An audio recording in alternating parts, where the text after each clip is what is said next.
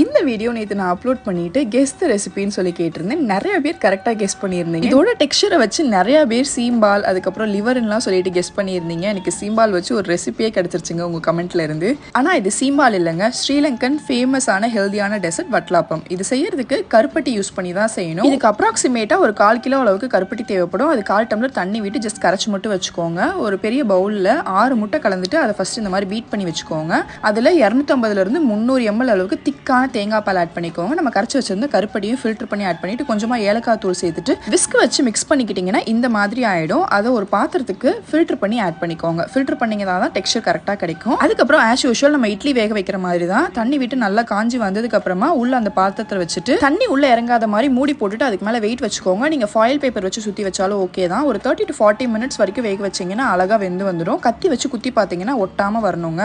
ஆறுனதுக்கு அப்புறமா சைட்ஸ்லாம் ரிலீஸ் பண்ணிட்டு பீஸ் போட்டு சர்வ் பண்ணுங்க.